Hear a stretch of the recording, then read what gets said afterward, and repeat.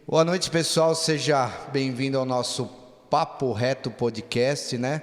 Eu quero já começar esse programa te convidando se você ainda não se inscreveu no nosso canal, se inscreva no nosso canal, ativa aí as notificações, dá o seu like, faz os seus comentários. Toda quinta-feira a gente está chegando com um vídeo novo, né? E vamos começar agora mais um Papo Reto. Dr. Manuel Marques. Boa noite a todos, mais uma vez aqui. Hoje temos o Dr. Carlos Mestieri, advogado, que veio nos presentear. Conheço-o, além de profissional, é amigo, tem uma família em Salto. O que nós gostaríamos, Dr. Carlos, é que dissesse para todos sua origem, até chegar a advogado. Não precisa muito detalhe, faça como desejar, mas até chegar a advogado. Por que advogado? Eu sei que tem um irmão médico, o pai era médico. Como é que chega aí a sua história inicialmente? Boa noite a todos. Primeiramente, obrigado ao Apóstolo Júnior, ao Manuel pelo convite. Me sinto extremamente honrado de estar nessa casa, que foi minha casa por muito tempo e eu ainda considero como minha. Tenho um grande apreço aos dois aqui, pessoas de renome, pessoas de moral ilibada, pessoas de grande reconhecimento na cidade, e por isso não hesitei em vir e venho de coração aberto e pronto para ter um ótimo tempo aqui. Na verdade, os meus pais eram de São Paulo, moravam ali. Em 87, meu pai decidiu vida nova em Terra Nova, em Salto, convidado pelo padrinho dele, Dr. Renato Romano, era médico em Itu. E meu pai veio para cá se estabelecer como cirurgião e amou a cidade desde o início. Nunca mais quis voltar a São Paulo, nunca mais quis sair daqui. Fixou as raízes. E aqui a gente tem nossa vida. Eu, muito embora tenha vindo de São Paulo, eu me considero muito saltense, na verdade. Conheço todo o pessoal da velha guarda. Você é cidadão saltense hoje já ou não? Eu não sou, eu ainda não tenho o título, mas eu me considero. E a gente veio tocando e, claro, a pergunta do Dr. Manuel é bastante pertinente, porque o direito, né? Eu tinha como maior exemplo dentro de casa meu pai, médico, um profissional que eu não tenho nem palavras, depois de tudo que eu vi e ouvi, para tirar qualquer crítica destrutiva, né? E por isso eu comecei medicina. Você começou medicina? Eu comecei medicina, eu fui fazer medicina em Liege, na Bélgica, e depois de um tempo ali, eu precisei voltar para o Brasil, me aproximar da minha família. Para mim, a família é realmente a célula-mãe. Ficar longe do meu pai, dos meus irmãos, da minha mãe, na época, então, da minha avó, era algo muito difícil. E eu vim para tomar um tempo, para aproveitar. E, de repente, o meu irmão, João Gabriel, me convidou a trabalhar na IBM, onde ele trabalhava. Ele falou, olha, aqui estão oferecendo vagas boas. Eu falei, não, calma, não é agora, eu só vim para tirar um tempo. E meu pai falou, e você vai ficar fazendo o que nesse tempo aqui no Brasil? Você vai tirar uns 6 meses, um ano, o que você vai fazer? Nada? Eu falei, não, pai, eu vou começar uma faculdade que eu acho que vale a pena. Um curso que pode me ajudar bastante. Comecei Direito. Em 9 meses eu era analista de contrato na IBM. Dali 1 ano eu já era estagiário do tribunal. Dali a 2 anos eu era estagiário de um escritório muito grande em Itu. E eu me apaixonei. O direito para mim é uma paixão que eu entro e saio do escritório realmente apaixonado pela minha profissão. Faço com todo o amor, me dedico, tenho cuidado de fazer isso com excelência. E é claro, é muito difícil, mas eu faço com todo o amor que eu tenho. E hoje estamos aí, com bastante coisa para fazer, sempre se dedicando, estudando Eu te conheço há tantos anos, mas eu não lembro de a gente ter falado essa história da medicina na Bélgica. Eu não sabia, não. Desde 2007. Faz tempo já. Faz tempo. Faz tempo, desde 2007. Dr. Manuel eu conheci um pouco depois. Um pouco depois, num momento difícil, que aliás é uma rotina na vida do advogado, né? Advogado praticante, tá? Eu sou advogado também, mas não sou praticante. E lembro, e com alegria, não do fato em si, mas que não pedi para me proteger no momento, pedi para ir na minha casa proteger a minha esposa. Foi. A minha família, né? Mas em especial a minha esposa. Foi. E foi feito, que eu sei que foi feito. Eu digo que um escritório de advocacia hoje tem vários modos de se ter um escritório. E nós não estamos na capital, onde pode se falar, olha, eu só faço isso, eu só faço aquilo. Mesmo grandes advogados tributários acabam fazendo alguma outra coisinha aqui e ali, porque Salto é uma cidade pequena. Sim. Se a gente está em São Paulo, em Campinas, dá para ter essa seleção, eu só faço isso, eu só faço aquilo, né? Eu digo que um advogado no interior é a mesma coisa que dizer assim para a mulher, eu só vou contigo na pizzaria. Não tem como. De vez em quando você vai numa churrascaria. Então, o escritório de advocacia do interior, ele acaba tendo essa pluralidade de assuntos, né? A tua área de na verdade, atuação. o escritório, ele tem cada profissional na sua área, né? Então, a gente tem uma coordenação única, mas tem gente especializada em um pouquinho de cada coisa. A tua especialização? Na verdade, eu me especializei bastante no criminal por muito tempo. Eu dei aula de direito penal, direito do processo penal, criminologia, direitos humanos. Cheguei até a dar aula de constitucional, que é uma área que eu gostava muito, foi meu TCC, foi nisso aí. Mas o escritório tem uma frente hoje empresarial e civil muito grande e é onde eu estou me dedicando os últimos 3 anos, na verdade. O penal continua ativo, né? Ele tem uma frente bem grande e a gente não pode parar. Então, na verdade, não é que eu deixei uma coisa para fazer outra, eu tive que acumular. E as horas, elas têm que se multiplicar. Como a gente não consegue multiplicar a hora, a gente aumenta a equipe e vai dissolvendo. Mas o escritório de advocacia hoje, ele é uma coisa muito, muito específica de outras profissões, eu sinto isso.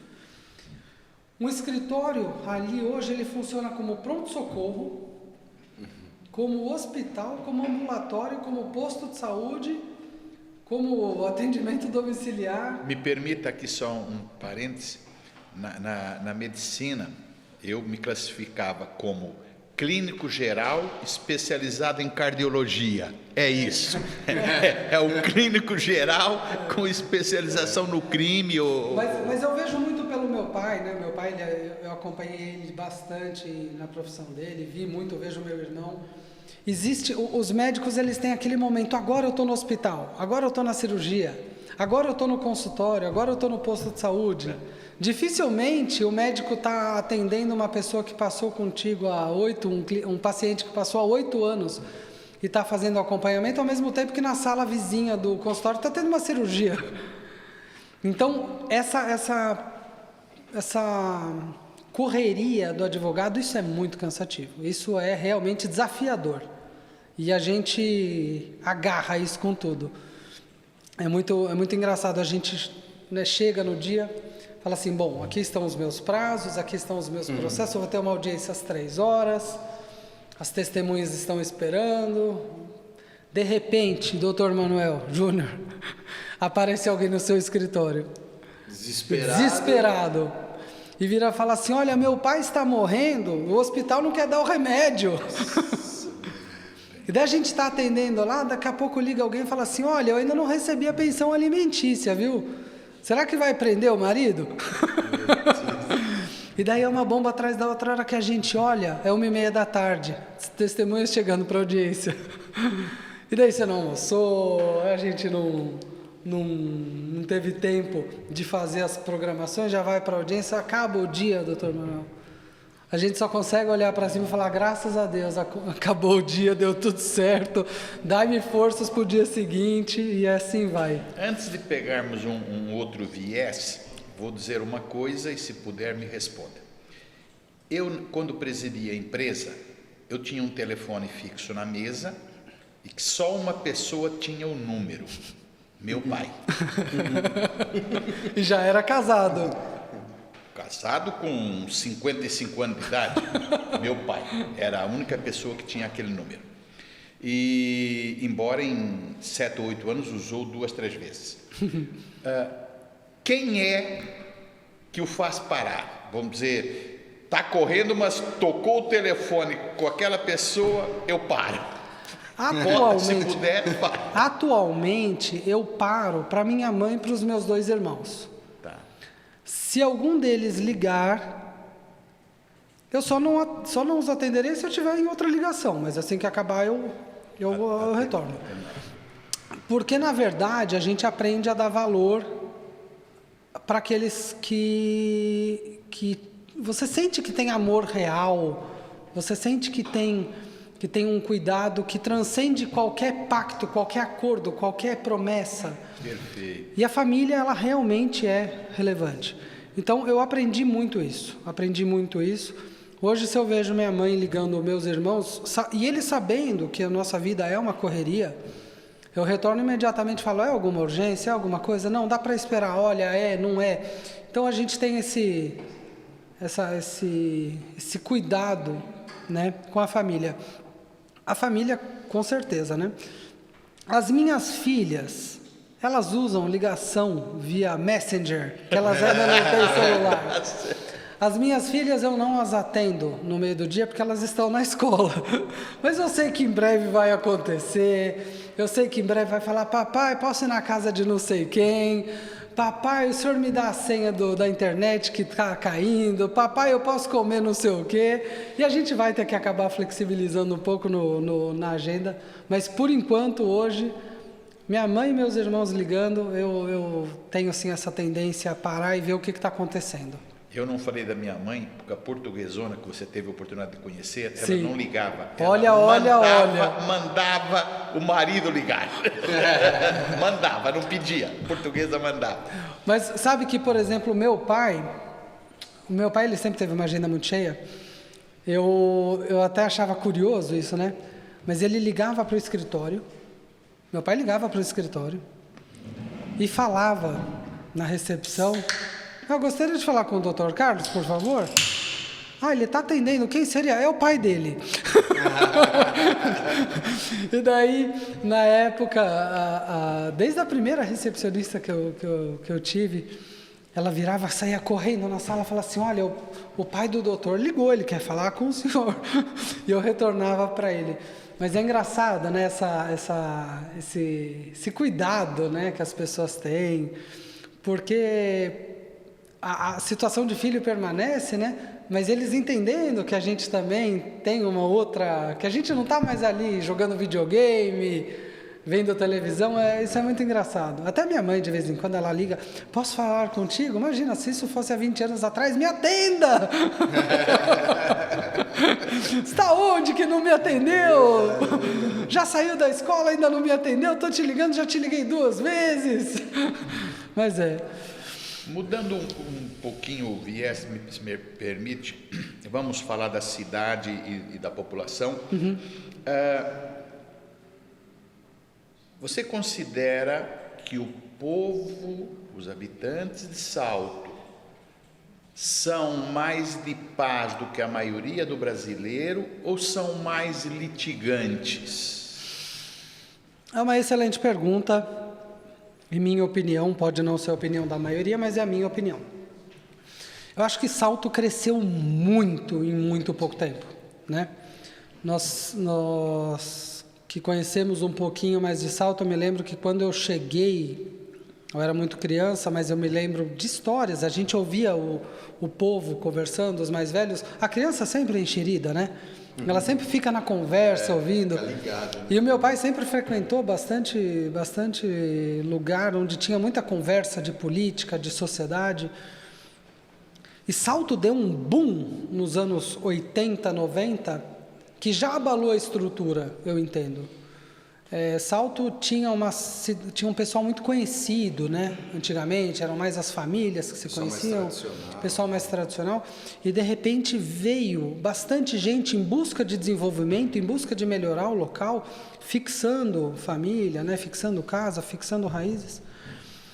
E de lá para cá, o que a gente vê é exatamente isso, muita gente vindo de Salto. Então eu faria uma grande divisão entre os saltenses, todos eles são saltenses. Eu vejo que o pessoal mais antigo é um pouco mais acomodado, mais acostumado, mais pacato. O pessoal mais novo, eles já buscam mais mudança, mais reforma, eles querem que a coisa evolua. Eu acredito que isso seja muito natural. A pessoa que já está aqui instalada faz anos, ela já está no local dela, ela já tem a vida dela, ela não precisa, às vezes, correr muito atrás. Ela já sabe que o bisavô, o vô, o neto, até o bisneto vai ficar aqui, então já estão acostumados. A pessoa que vem de fora, ela vem e olha o problema e busca a resolução desse problema. Então o que eu vejo é isso, eu vejo muita gente nova de Salto buscando, guerreando, lutando. Vejo alguns, claro, isso não pode generalizar, pelo amor de Deus, né? Mas pelo que eu vejo, muita gente antiga, calma, mais pacata, muita gente nova buscando mudanças. Eu confesso, olha, eu nasci em São Paulo também, né? Estou há 31 anos aqui. Mas eu confesso que ainda me incomoda. Sim, hoje a coisa mudou muito de quando a gente chegou aqui, né? Mas ainda me incomoda, sabe, essa lentidão, às vezes, sabe? Eu acho que eu não desacelerei do ritmo de São Paulo ainda, essa coisa de você tá pensando, você tá... É bom se viver aqui, né? Sim, concordo. Sem dúvida, né? Eu acho que eu não voltaria para São Paulo hoje, mas ainda a coisa parece que não vai, sabe? Essa metanoia, essa coisa no... Na verdade, a gente sabe, né? Salto é uma cidade interiorana, é uma cidade extremamente agradável, no meu ponto de vista. Sim, é bom viver. É uma cidade gostosa, eu gosto de viver aqui. E eu acho que assim, a coisa vai ficando mais gostosa quando a gente começa a entender tudo da cidade. Isso leva tempo. A gente olha para alguém e vira e fala assim, nossa, tal pessoa participou de tal coisa, e a gente começa a conhecer as pessoas, os projetos, quem fez o que de bom para a cidade. Isso traz uma agradabilidade para a gente viver aqui. Particularmente, eu gosto muito da cidade de Salto. É óbvio que ela tem os problemas, como qualquer local tem. É óbvio que tem bastante gente querendo mudar, e acho que tem que buscar mudança mesmo. Eu odeio conformismo. Como eu estava falando, né, aqui no começo, a gente tem que buscar sempre o melhor. Sim. Sempre o melhor, tem que buscar sempre chegar perto da excelência. Excelente a gente nunca será, a não ser para nossa mãe, né? Meu filho é excelente. Sim, meu filho é lindo, ele não fez nada, ele é excelente. Mas o dia que a gente se acostumar, a gente começa a perder tempo. Eu acho que essa é a palavra, se acostumar, né? A gente não pode se acostumar, porque... Eu brinco, né? Eu falo assim, nós estamos aí numa transação de ideias, numa bipolaridade de ideias, falando a nível de governo federal, por exemplo, né? Ficou muito A e B, ficou muito binário, ou é 0 ou é 1. Né? E, na verdade, a gente não deveria se agradar realmente com nenhum, a gente tem que ficar de olhos atentos, sempre. Dar louros a quem os merece e também... cobrar daqueles que merecem fazer, que tem que fazer a parte deles. Então a gente tem que, mesmo que nos agrade eventual lado, a gente tem que estar cobrando, tem que estar em cima, tem que estar acompanhando, para que as coisas não se acomodem e a melhoria deixe de acontecer. Eu penso muito isso. Você falou dessa questão do governo federal, né? A gente sempre acaba falando um pouquinho de política. Tem que falar. Não, tem, a política é a nossa vida, não tem como. Sim. Mas a gente fala de uma forma saudável. Claro. Não de uma forma partidária, nada disso. Mas essa questão, né? Tá uma coisa muito intensa essa questão do dia 7 de setembro, né? Existe uma expectativa em cima de tudo isso, né? Até mesmo como advogado, né? Como é que você vê tudo isso? O que você acha que esse negócio que vai dar, o que não vai dar? Tudo isso, né? É difícil. É difícil porque aí novamente a gente tem os dois lados da moeda, né? Quem apoia demais a situação realmente quer ver mais movimentos em prol do que eles chamam de democracia. Então, se o exército parar o trevo de Assis que liga Paraná para São Paulo, vai estar tudo bem. Do outro lado, a gente tem as pessoas que fazem também movimento pró-democracia, achando que não tem que acontecer movimento nenhum de militarização. Né? E os dois lutam pela mesma coisa. Só que quanto mais opostos e menos objetivando a democracia mesmo, a gente tem menos objetivo conquistado. Do dia 7 de setembro, eu acho que vai ter uma movimentação muito grande. E como eu disse, eu até acho que precisa. Eu acho que as pessoas precisam demonstrar que o povo é dono do poder. Isso precisa ser escancarado. Enquanto o povo estiver achando que de casa vai ser resolvido tudo, eu acho que está errado. Porque o povo na rua, na minha opinião, ele é visto por todos. Quando o governante, seja ele A ou B, vê o povo na rua, ele vai pensar duas vezes antes de cometer algum abuso. Então, independente de que lado seja, de que lado a pessoa esteja, eu acho que todo movimento democrático é sempre muito bem-vindo. Sem desordem, sou né? totalmente contra desordem, black blocs, algazarra. Eu sou totalmente a favor de movimento democrático, desde que pacífico, ordenado, visando um bem comum, visando a democracia, isso eu sou. Eu acho que se os movimentos forem nesse sentido, eu acho que são muito bem-vindos. Mas essa questão, né, essa coisa que se fala, que se cogita, puxa, será que uma intervenção militar, você acredita de fato nisso? Olha, eu acredito que no Brasil tudo pode acontecer. Eu acredito que quando o povo quer, tudo pode acontecer. A gente tem o nosso desejo, né? O nosso desejo é que tudo funcionasse. Sim.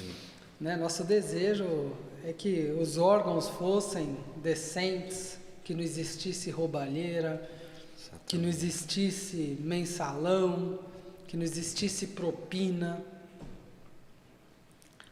Mas, infelizmente, a gente ainda está anos-luz de uma evolução madura, né? No Brasil, eu vejo um pouco, se me permite, eu vou falar na galhofa, mas é assim mesmo. O dia 7 de setembro vai depender se vai estar calor ou não. Porque um grupo grande de brasileiros é o seguinte, vamos ter que ir lá andar, mas está calor, vamos tomar uma cervejinha. É bem a cara do brasileiro, né? É isso, não que ele não queira o bem, ele quer o bem, sim, mas ele quer o bem do jeito dele. Deixa os outros fazerem, né? Deixa os outros fazerem, tá? Essa coisa de deixar os outros fazerem, isso eu sempre cito, ficam desancando em cima dos políticos que estão lá. Os que estão lá foram eleitos pelo povo. Nem todos. Não. O coeficiente eleitoral também conta muito, infelizmente. Sim, mas não, tudo bem, mas de qualquer maneira vieram do voto, tá? Não importa. Seja via partido, seja voto direto. Vieram do voto. E aí a pessoa, mas eu me enganei. Na realidade, a corrupção não começa com o político, começa com o povo. Porque ele é assim, farinha pouca, meu pirão primeiro. Então, olha, eu voto em você, mas você vai... O que você vai fazer por mim? O que você vai fazer por mim? Tá? Então, você já começa corrompendo. E nós temos muito disso. E temos infelizmente ainda, e isso os romanos conseguiam manter todo mundo tranquilo com o circo e o pão. E até hoje no Brasil é o circo e o pão, embora às vezes o circo não tenha graça nenhuma, não tenha nenhum palhaço lá, e o pão seja escasso. Mas o Brasil ainda vive muito. Nós temos ainda uma cultura baixa, muita gente com cultura. Não, o brasileiro, eu digo brasileiro, me considero brasileiro. Eu nasci em Portugal, mas vim criança, sou brasileiro. O brasileiro, ele fica satisfeito muito rápido. E ele também não, qualquer coisa, ele já está querendo luta. Vai à luta, tá? Essa coisa e o conviver tem um ditadozinho simples, mas muito difícil, que difícil é conviver com o diferente. Quando jogam dois times, Corinthians e São Paulo, os inimigos, não tem inimigos, são adversários.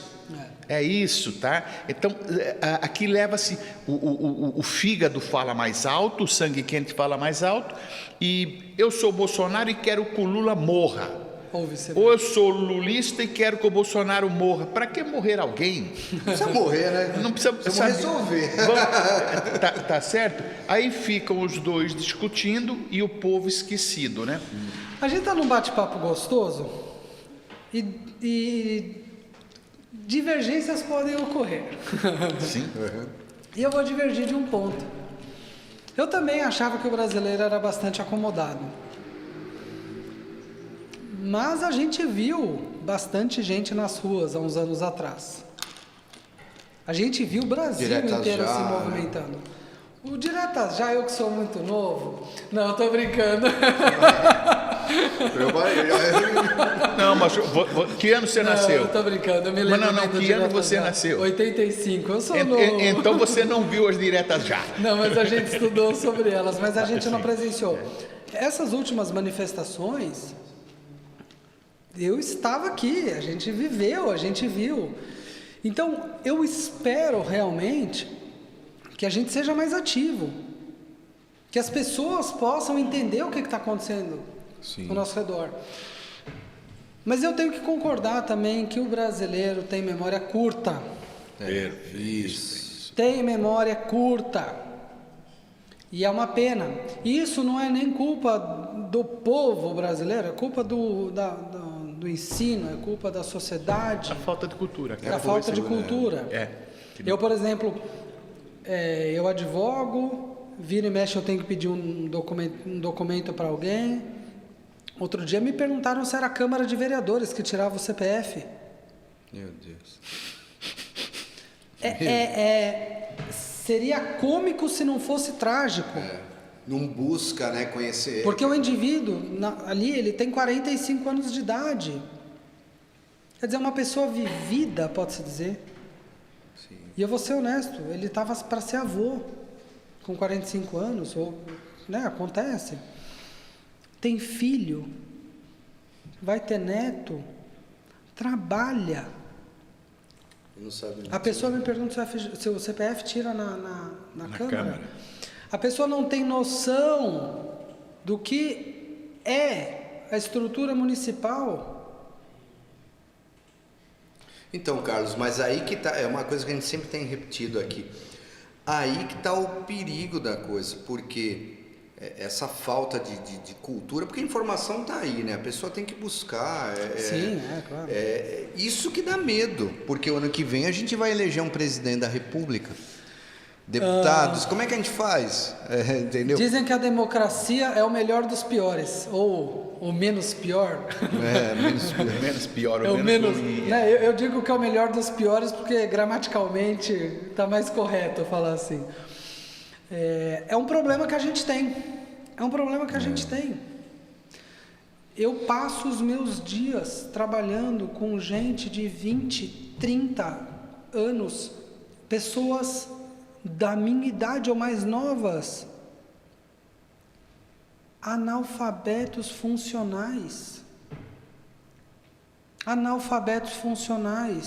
É uma tristeza. Júnior, é uma tristeza. Por favor, Me rasga o coração ver alguém que olha um papel e vira o papel e fala assim, o que está escrito aqui? Porque ele sabe ler tudo, ele sabe as palavras, ele sabe soletrar. Sim. Mas ele não consegue Não entender. consegue entender. Não consegue entender. Então é o analfabeto funcional, ele sabe escrever o nome, ele sabe escrever uma carta. E essas pessoas, quando não são os nossos representantes, Então, elegem representantes. isso é o problema. Sim. Falta muito. Então, você vê, eu como um líder cristão hoje, evangélico, eu já fui muito taxado com essas coisas, mas assim, mais do que nunca eu tenho essa convicção que eu preciso fazer o meu papel nisso, sabe? De passar essa informação, de multiplicar. A coisa não é partidária, não é escolha política, nada disso. Mas eu preciso passar essa informação. E eu acho que assim, todo mundo que hoje exerce uma liderança de alguma forma precisa fazer isso, gente, porque eu estou muito preocupado. O dia 7 me preocupa, é óbvio. Não pode continuar como as coisas estão, né? Precisa acontecer alguma coisa, né? A gente não quer violência, nada disso, mas não pode continuar desse jeito. O ano que vem me preocupa mais ainda, né? E aí, Olha, por daqui para frente... Como bons leitores de notícias, eu, por exemplo, eu exalto o STF, né? Eu acho que o STF é o melhor órgão do mundo, está gravado, qualquer ministro pode ouvir, eu não tenho nada a falar contra o do STF. Eu acho que eles são supremos, realmente, são julgadores excelentes, está gravado aqui, né? Eles estão realmente se preocupando com a Constituição, eu acho que todo mundo deveria pensar nisso mais, entendeu? Eu acho que isso é algo a se pensar, algo a se... Você sabe de uma coisa? Tem um ditado muito antigo que fala que de médico e de louco todo mundo tem um pouco. Eu diria que médico, advogado e louco, o que tem de pessoas, eu brinco de semi-analfabetas, né? O analfabeto funcional, que ficam, eu vou falar ditando, né? Não vou usar outro termo, ditando regras, ou sobre o que o STF está errando e tudo, mas pessoas realmente, quando eu digo, eu sempre me refiro a pobre, a analfabeto, é o sem cultura, tá? O indivíduo pode ser culto e uma pessoa muito ativa na sociedade e não ter bens, isso não tem nada a ver, tá?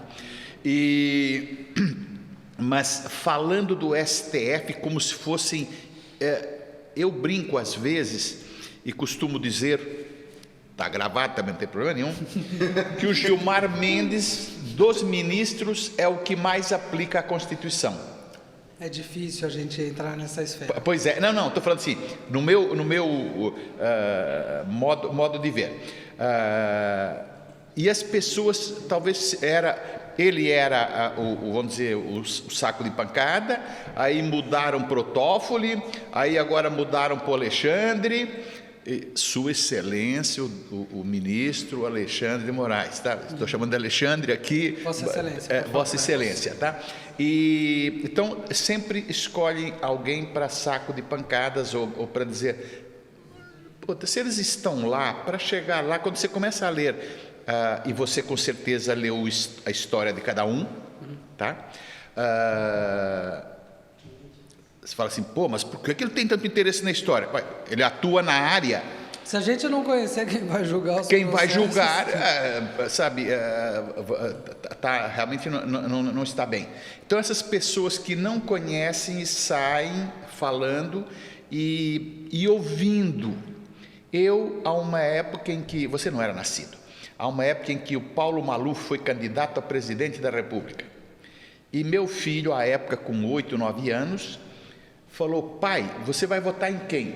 Eu falei, vou votar, acho que era o Covas, que era um dos também. Eu vou votar no Maluf. Aí ele falou, mas você não vai votar no Maluf? Eu falei, não, mas ele vai fazer mais. Eu falei, não vai. Pai, você não ouviu? Ele vai fazer mais. Eu falei, ele está mentindo. Aí ele deu uma parada, como está mentindo? Está mentindo. Mas se ele é mentiroso, como é que ele quer ser presidente? Então, o povo ainda continua como meu filho na infância com 8, 9 anos, tá? E isso aí é ruim, realmente é lamentável, porque a escolha do povo, de um modo geral, que são a maioria, é que vão também nos governar. Tá? É difícil porque... É difícil porque assim, a gente tem uma falta de estrutura muito grande. Eu falo onde que nós deveríamos arrumar a casa, né? Porque uma casa tem que ter uma organização, né? A gente tem nossas casas, cada um aqui trabalha. Começar a organizar dentro das 4 paredes ali em casa já é difícil, né? A gente vai para o mundo profissional, é mais difícil. Agora a gente está falando de um lugar sem muro, sem portão, sem porteiro, porque a cidade não tem muro, não está mais a cidade romana, né? Que era fechado e dali ninguém entrava, ninguém saía sem o título de cidadão, sem uma carta. Então, assim, a gente tem que começar a arrumar. O nosso dever, e eu acho isso mesmo, é a gente começar a fomentar com que as pessoas busquem aquilo que vale a pena. Acho que esse é o primeiro ponto, né? Deixar um pouco de pensar que a vida é um grande prazer, um grande deleite e que ela vai te encaminhar. Com todo respeito, gosto muito do Zeca Pagodinho, mas a vida leva eu, tá errado. Totalmente. A vida leva eu, não é vida leva eu que ele canta? Eu acho que isso. não é bem assim, não é bem assim. Tem até um amigo que fala, ali a vida leva eu, ela me levou para o SPC e para o Serasa. A vida leva, né? Então, assim, as pessoas precisam entender que é necessária uma busca por melhoras. Eu acho que melhorar o patriotismo, a gente não é patriota. Isso é um crime. Você vê o americano em comparação a gente, ou aqui na América Latina mesmo, o próprio chileno, cara, como eles são. O chileno conhece tudo do país. O francês, a criança com 4 anos sabe cantar na Marseillaise de cor e salteado. O suíço morre pelo país. Na Dinamarca, o patriotismo é tão grande que no dia do aniversário hasteia-se a bandeira. São 2 eventos onde se pode hastear a bandeira. Fora o luto, né? O luto é no dia do aniversário e no aniversário da rainha. No aniversário de quem está morando na casa. Então hoje é seu aniversário, você estica a bandeira. É um patriotismo tão grande. É verdade. No Brasil, a criançada não sabe cantar o hino à bandeira. O brasileiro é debochado, né? Ele É zomba muito do triste próprio país. A gente vê o Tiririca. Então, gente. O Tiririca. Como que o Tiririca foi eleito, gente? Eleito e que levou com ele mais uns 3 ou 4. Por isso que eu estava falando com você. Sabe, é uma briga de partido. É uma briga. Não, você vai ganhar muito voto, você vem comigo, porque já tem 3, 4 ali para entrar no seu rabo, no seu vácuo. Que país estamos? Viu, Carlos, mas o conceito, a definição de democracia mesmo no Brasil é uma coisa muito ruim, cara. Assim, como é que você define democracia diante do cenário que a gente está vivendo? O que é democracia? Entendeu? Quem fere a democracia hoje, você entendeu? É difícil. O STF está aí, graças a Deus eles estão decidindo tudo muito bem. Apoio. E a gente está com esse problema também. Deve estar com algum processo para ser julgado lá. Mas assim, você tem que ser. Eu já não preciso ser ético, então. A gente está com esse problema nos Estados Unidos também. Sim. Não é uma coisa hoje do brasileiro. Essa polarização está gigante. Olha o que estão falando do Biden. O Biden deixou 85 bilhões de dólares em equipamentos. O Biden deixou equipamentos, computadores com a biometria, salvo o melhor juízo, é o que os deputados americanos falaram, ok? Eu não estava lá. Mas com a biometria de todo mundo, de todos os afegãos que auxiliaram as forças americanas. E a maioria dos afegãos está lá. Mas é verdade, muita gente fala sem saber, viu, doutor Manuel? Se as pessoas tivessem o tempo de ler um processo para poder opinar antes, Né? Tem muita fofoca, né? Tem muita fofoca. Doutor Carlos, mudando um pouquinho de política, a pergunta não é pessoal. Pois não. O doutor Carlos, vou dizer uma coisa que é sabida por todos, é um dos grandes advogados jovens de Salto. Mas não é do doutor Carlos que eu vou falar. Eu vou falar dos advogados grandes de Salto ou de qualquer outro lugar. O indivíduo formado em Direito, aprovado na OAB, que tem sucesso, vira rico?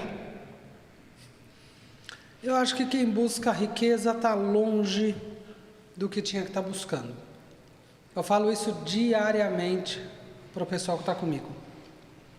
É muito importante a gente saber que uma coisa pode ser consequência da outra. A gente sustentar que o advogado vai ficar rico seria a mesma coisa que falar, pode se casar que você vai ser feliz.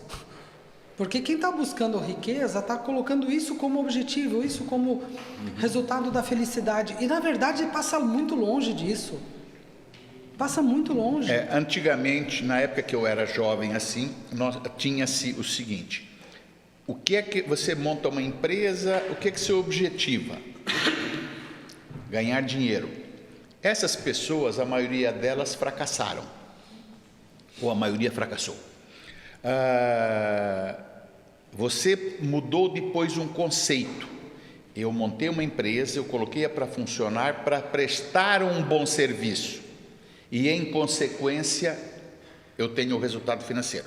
Mas é uma consequência de prestar um bom serviço. Prestar um bom serviço como médico, prestar um bom serviço como advogado, prestar um bom serviço como um apóstolo.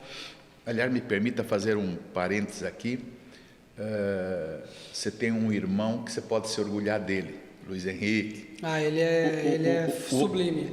O outro irmão eu não conheço. O João Gabriel é extremamente capaz, sim, mas eu não conheço. Eu sei que ele tinha um estacionamento, meu carro foi lavado lá algumas vezes e tal, tudo bem.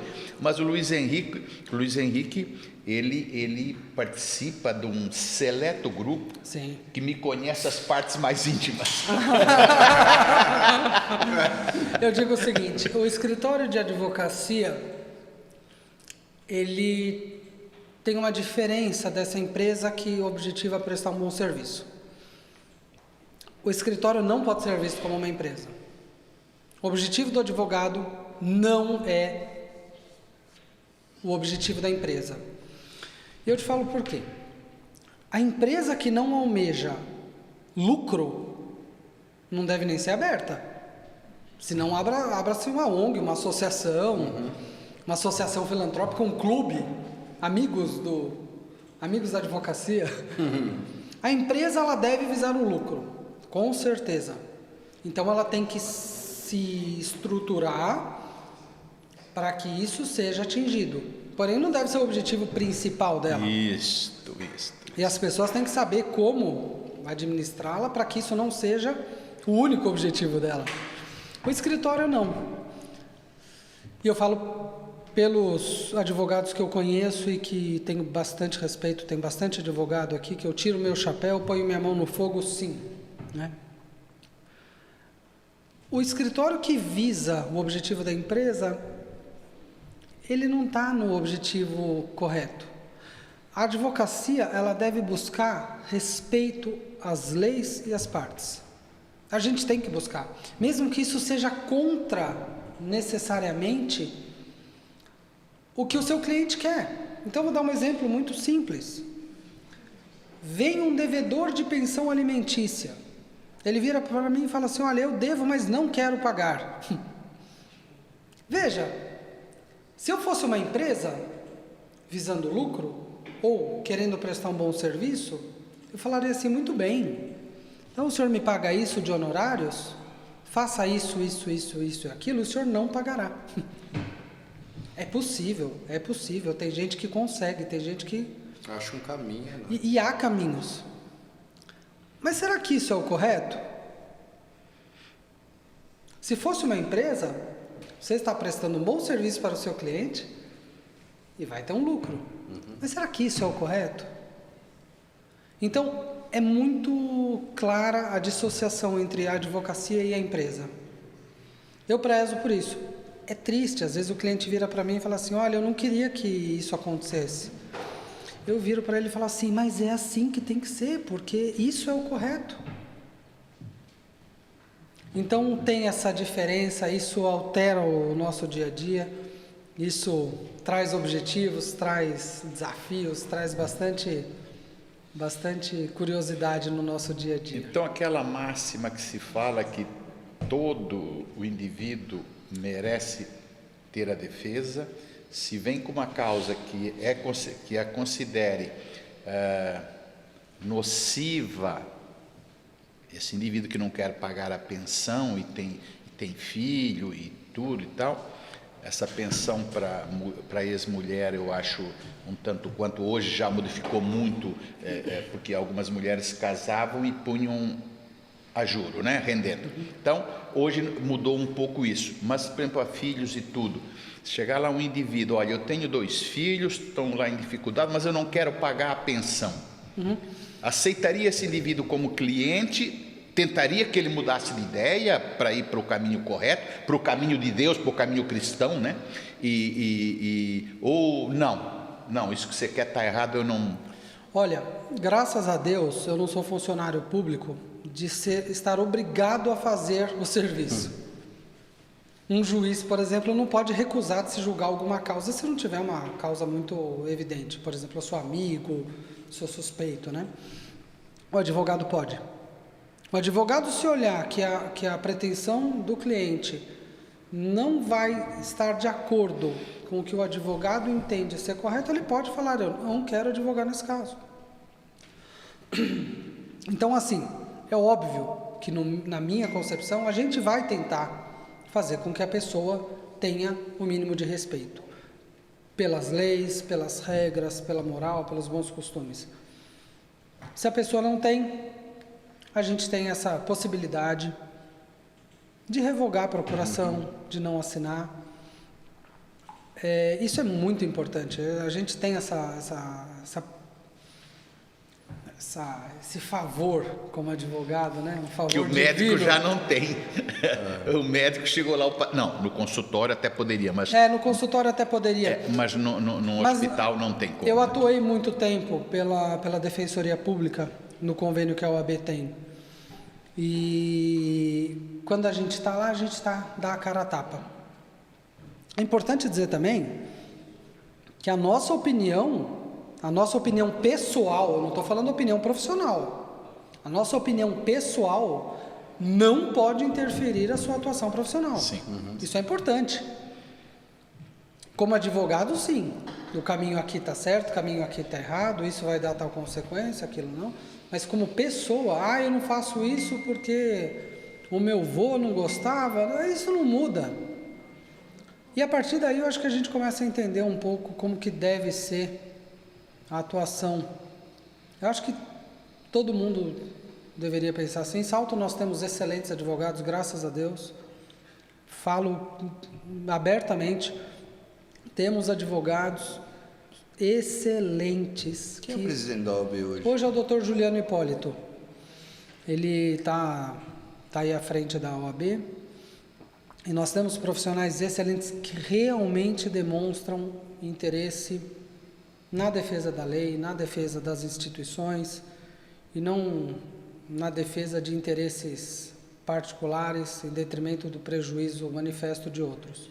É claro que, na maioria dos casos, geralmente um vai se sentir mais prejudicado que o outro, né? Mas dentro dos limites da lei, eu acho que isso é normal, há de se esperar, né? Sim, sim. Todo o extremo eu chamo de meio burro, né? Porque então, tanto para a esquerda, para a direita, enfim, a coisa caminha bem indo para o centro, né? Quando se vira muito, a gente fica rodando em círculo, né? Se eu só olho para a esquerda, eu não vou sair do lugar. Eu só ando olhando para a esquerda, eu vou rodar. E se eu só olho para a direita, eu também vou rodar. Eu acho que tem que existir essa abertura de ideias. Eu gosto dessa oxigenação de ideias para que a gente possa saber se está caminhando correto ou não. Eu tive essa coisa de se conviver com diferente, com opiniões diferentes, que te fazem pensar.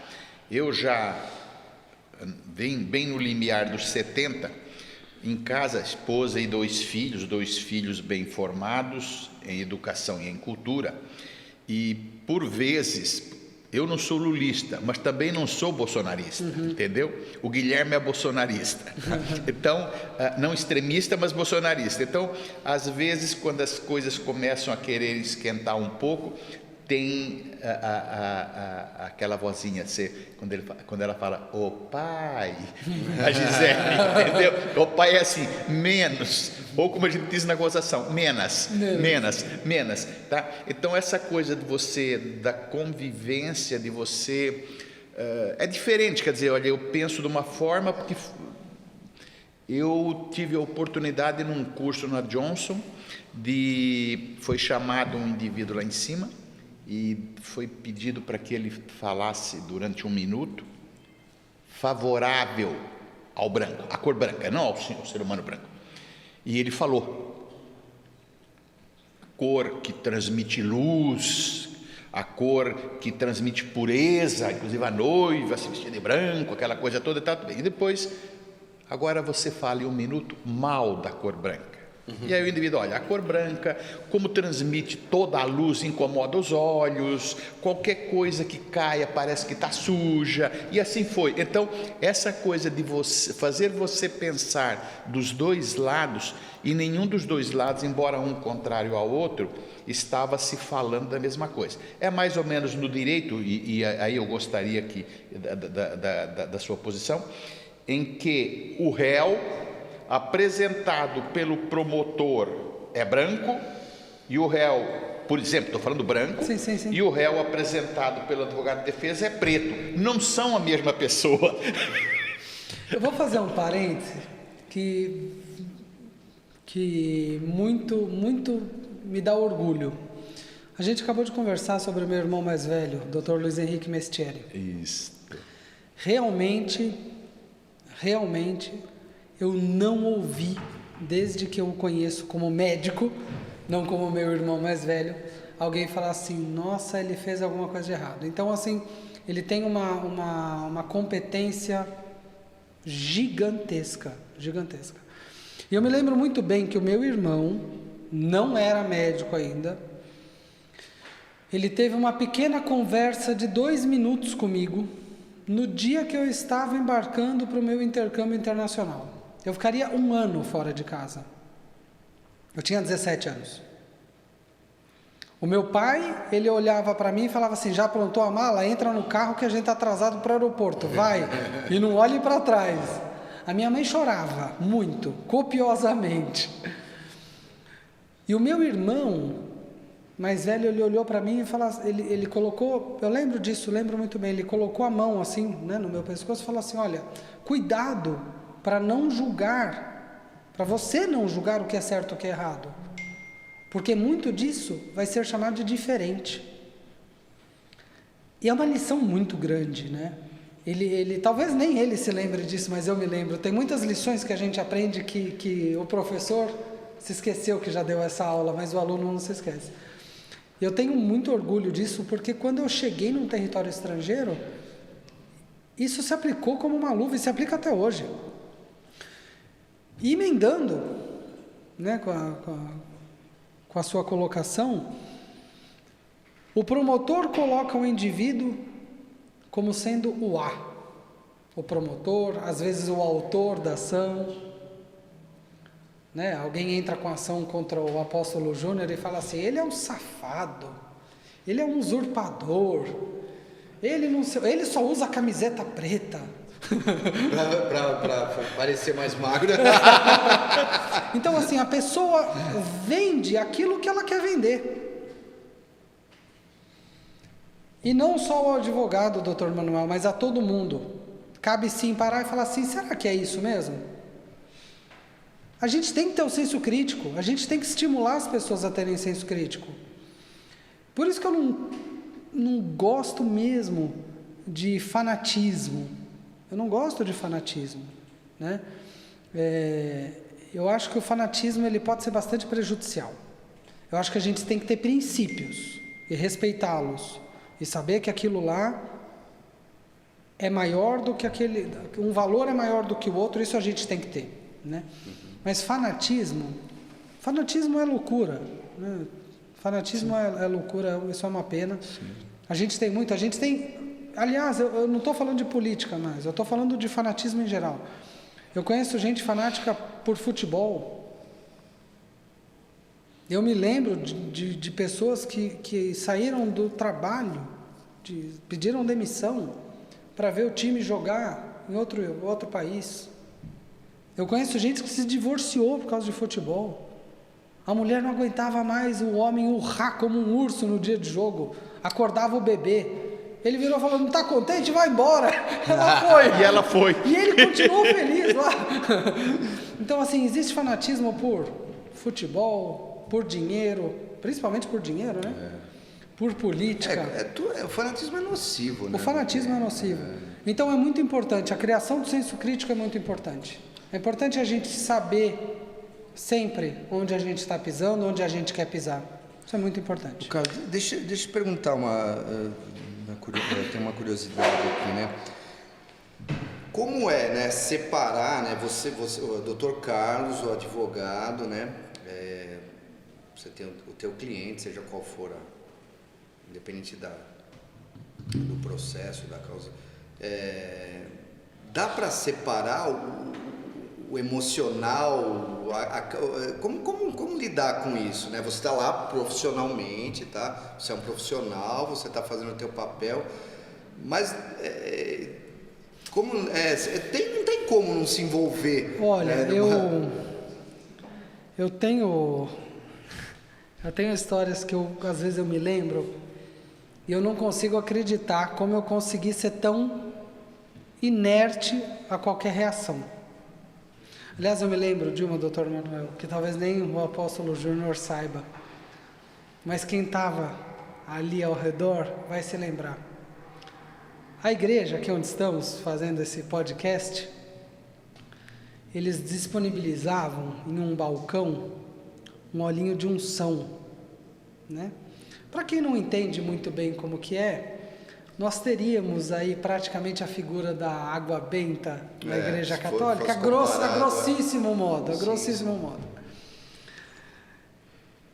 E eu me lembro que um sujeito veio até o balcão e ele perguntou assim para mim, o que é? Eu falei, isso é um óleo de unção. Ele falou assim, igual a água benta? Eu falei, quase. E funciona na praia? Funciona na praia, é bom. Aí eu olhei, eu falei assim, olha, funciona. Eu vou querer um.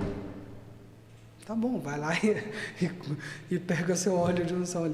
E eu me lembro disso muito bem, porque ao redor daquela ligação entre interlocutor, todo mundo estava rindo. Todo mundo. Tinha gente que se virou contra a parede e começou a rir. Teve gente que saiu, teve gente que baixou. E na verdade, naquele dia... Você conseguiu manter o equilíbrio. Eu consegui. Só que depois que ele saiu, eu comecei a rir tanto, né? É aquela história da criança que chega na missa e fala, mas papai, ô mamãe, por que o padre está de saia? Né? A gente tem que se manter...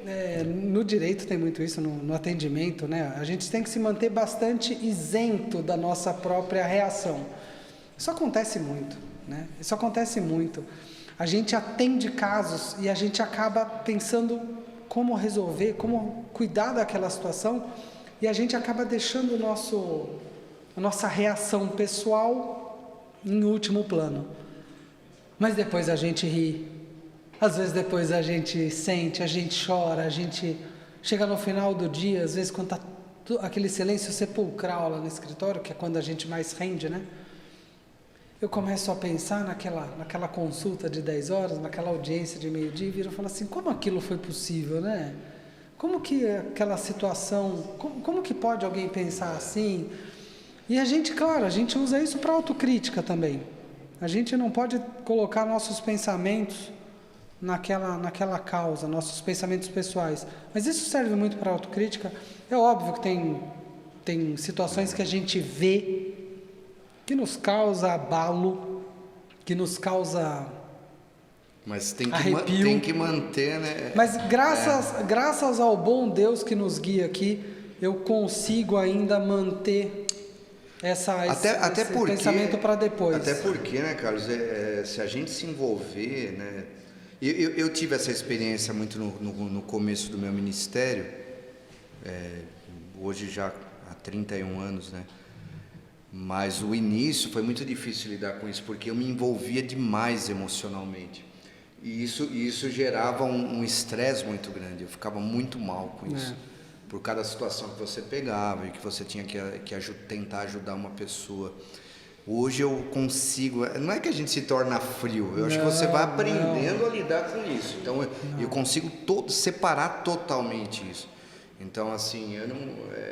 porque senão a pessoa está diante de você, ela começa a chorar e você vai chorar junto. Isso é um ponto. Eu me lembro do meu pai, imagina, meu pai era cirurgião, né? Então eu me lembro dele atendendo pacientes em situação de traumas gravíssimos, cortes, fraturas externas, acidentados. Eu me lembro muito bem do meu pai. E meu pai, ele tinha um bom humor tão grande e tão invejável, né? Tão invejável que Deus possa me conceder metade do bom humor do meu pai. Ele suturava, reduzia, assobiando, suando como sempre. Quem conheceu meu pai, suava feito uma bica. Suava feito, mas assobiando e cantando. E ele adorava Luciano Pavarotti, então ele cantava a ópera em alto e bom tom no centro cirúrgico e assobiava durante 5 ou 6 horas e contava piada. E eu acho que isso eu roubei um pouco do meu pai. Eu herdei. Essa foi uma herança muito gostosa que eu tive dele. Se a gente está no mesmo nível de pânico do que a pessoa que vem te buscar, a gente não consegue pensar, a gente não consegue refletir. Então não é questão de ser frio talvez, mas é questão de ser cauteloso. Sim. Acho que não é frieza, não é indiferença, mas é ser racional. A gente se compadece, sim, mas a gente está resolvendo, a gente está pensando. Como o Dr. Manuel tem 1000 coisas que ele faz. Se ele se compadecesse dos mesmos compadecidos que eu venho buscar, talvez ele não conseguisse ajudá-los. Aquilo que eu disse um dia aqui, que eu falei para aquela senhora: chore pelos seus, eu choro pelos meus. A minha obrigação principal é ter o hospital funcionando para poder atender o seu ente. Sim. E não para chorar por ele. Exatamente. E uma coisa que eu gostaria de dizer aqui, muitas pessoas criticam porque os médicos, no centro cirúrgico em especial, começam a contar piada, começam a assoviar, começam a cantar. O momento às vezes é tão tenso que a forma de relaxar é assoviando, é cantando. As piadas de médico, a maioria delas são infames, não tem, é aquela coisa, diz que o maior azar do ser humano é morrer de sede no deserto com água no joelho. Então, essas piadinhas infames, mas o médico tem que ser encarado como ser humano também. Ele está ali, você ver o paciente indo embora é complicado. É muito difícil, na verdade. É complicado. Essa válvula de escape. Isto. É como uma panela de pressão. Se a panela não estivesse chiando e rodando, fazendo barulho, explodiria. Sim, sim. Então nós precisamos ter nossas válvulas de escape, a gente precisa ter alguma coisa. E eu particularmente, eu prefiro o bom humor do que a ira. Mas isso não tem. Cada um acorda de uma forma. Eu normalmente acordo cantando. São dois. Para desespero da dona Gisele. Pai, é cedo. Sim, mas eu acordo, graças a Deus, muito que eu ruim, tenho. Né, acordar mal-humorado. Não, eu não tenho motivo para os maus humores. Lógico que você às vezes está em situações difíceis que você não canta tanto, mas é gostoso quando você é lembrado de momentos difíceis em que você cantou, em que você ajudou a tirar a atenção, porque nós aqui, tanto função do apóstolo, do advogado, do médico, tal, nossa função é aliviar o sofrimento do ser humano. É esse princípio. Doutor Carlos, já se passaram 1h30. Por favor, isso. Faça a sua despedida do povo saltense, dos nossos assinantes. E se o apóstolo concorda com esse final, claro. Senão nós começamos a tomar o tempo demais deles. Faça as considerações, dá o endereço do teu escritório. Eu agradeço demais, eu tive 1h30, passou muito rápido. Falei que o papo era bom? Passou muito rápido. É gostoso a gente saber que pessoas estão ouvindo, diversas pessoas de ramos diferentes, com pensamentos diferentes, para que esse senso crítico possa evoluir em cada um. Agradeço imensamente o convite. Adorei conhecer a Casa Nova aqui da Comunidade de Vida. Adorei de verdade. Eu achei que ficou maravilhoso. Acho que todos poderiam conhecer, ver como é que está realmente muito lindo. Parabéns a quem fez a obra, parabéns a quem consegue cuidar disso daqui. E eu me disponibilizo, juntamente com toda a advocacia saltense, a buscarmos esses ideais que a gente tem, né? Acho que o advogado ele tem que buscar esses ideais sempre. É um prazer, na verdade, poder falar para que pessoas escutem, busquem aquilo que vale a pena ser buscado. Obrigado, viu? Obrigado por estar com a gente. Foi um prazer. Fazia tempo que a gente não sentava, bater um papo, né? Apesar de ser na frente das câmeras, mas ser um papo gostoso. E muito bom. Obrigado, Zé Manuel, por mais uma semana aí. Eu, em nome da família, agradeço de coração por existir. Eu te agradeço demais pela confiança. Eu sempre digo que o maior presente que alguém pode receber é um obrigado sincero. Verdade. O Júnior sabe o quanto eu já agradeci e o quanto eu agradeço, inclusive aqui na fachada. Né? Eu acho que o olhar do agradecimento, esse supera qualquer coisa. É verdade. Que a gente realmente busque relações reais, relações estáveis, relações firmes, relações sinceras. Com certeza, eu acho que isso é algo a ser buscado por todo mundo.